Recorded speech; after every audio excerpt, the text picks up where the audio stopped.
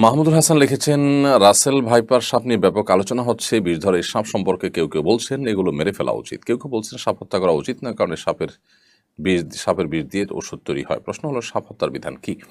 দেখুন, যে কোনো জীবজন্তু মানুষের উপদ্রবের কারণ যদি হয়, তাহলে সেক্ষেত্রে সেটিকে হত্যা করা শরীয়ী দৃষ্টিকোণ থেকে জায়েজ আছে, না জায়েজ কোনো কাজ নয়।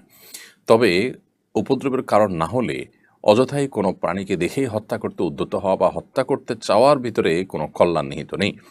আমাদের সমাজে অনেকে আছেন, বেশ অনেকগুলো প্রাণী দেখলে অযথাই সে প্রাণীকে হত্যা করা বা উত্ত্যক্ত করা, এটা করে মজা নেওয়ার চেষ্টা এক ধরনের মানুষ করে থাকেন, যেটা একেবারে গর্হিত কাজ। প্রত্যেকটা প্রাণীকেই দয়া এবং মায়া দেখানো ইসলামের শিক্ষা। তবে হ্যাঁ, কোনো প্রাণী বিষধর, কোনো প্রাণীর উপদ্রব থেকে আমরা বাঁচতে চাচ্ছি, আমাদের ফসল হানি করছে, আমাদের ডিস্টার্ব করছে নানাভাবে, কষ্টের কারণ হচ্ছে, তাহলে সেক্ষেত্রে সেগুলোকে হত্যা করা সম্পূর্ণ জায়েজ আছে।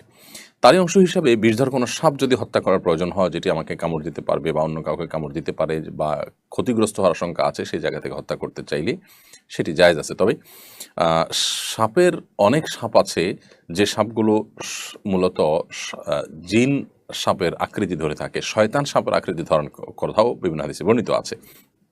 এক্ষেত্রে যদি সে জিন হয়ে থাকে, সে যেন চলে যায়, এই মর্মে ৩ বার বলে তারপর যদি তার অনিষ্ট থেকে বাঁচার জন্য হত্যা করার প্রয়োজন হয়, হত্যা করার জায়েজ আছে, সে মর্মে হাদিসে বর্ণনা রয়েছে। তার মানে কোনো সাপ যদি, যে কোনো জিন যদি সাপের আকৃতি ধারণ করে থাকে, তাহলে সে নিজ দায়িত্বে চলে যাবে যদি আপনি ৩ বার তাকে বলে থাকেন। আর যদি না যায়, তাহলে সেক্ষেত্রে সে জিন নয় বরং প্রকৃতই সাপ, সেটি আপনি জেনে তাকে চাইলে হত্যা করতে পারেন, যদি তার ক্ষতি থেকে আপনি নিজেই বা অন্য কাউকে বাঁচার প্রশ্ন থাকে। আর যদি সেরকম কোনো প্রশ্ন না থাকে, যেটি বললাম যে অহেতুকই যে কোনো প্রাণী হত্যা করার ব্যাপারে শরীয়ত আমাদেরকে উৎসাহ দেয় না।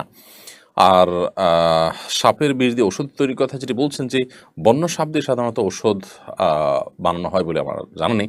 ওষুধ বানানোর জন্য আলাদা খামারে সাপ পোষা হয়, পালিত হয়, সেখান থেকে সেগুলো থেকে ওষুধ তৈরি করা হয়। অতএব এই বন্যা, রাস্তাঘাটে, খালে বিলে চলা সাপ ধরে ধরে তার ওষুধ তৈরি করা হয় না। এগুলো মানুষের উপদ্রবের কারণ হলে, সেগুলোকে ক্ষতির কারণ হলে সেগুলোকে হত্যা করাতে শরীয়ী দৃষ্টিকোণ থেকে মৌলিকভাবে নিষেধাজ্ঞা নেই। তবে ওই যে মূলনীতি মাথায় রাখতে হবে যে অহেতুক কোনো প্রাণীকে হত্যা করা বা দেখলেই সেটাকে তাড়িয়ে বেড়ানো অথবা উত্ত্যক্ত করা, অনেক প্রাণী ক্ষেত্রেই আমাদের সমাজে অনেককে দেখা যায় এগুলো করে তারা মজা পেয়ে থাকেন, যেটা অনুচিত এবং নির্মমতা কিছুটাও।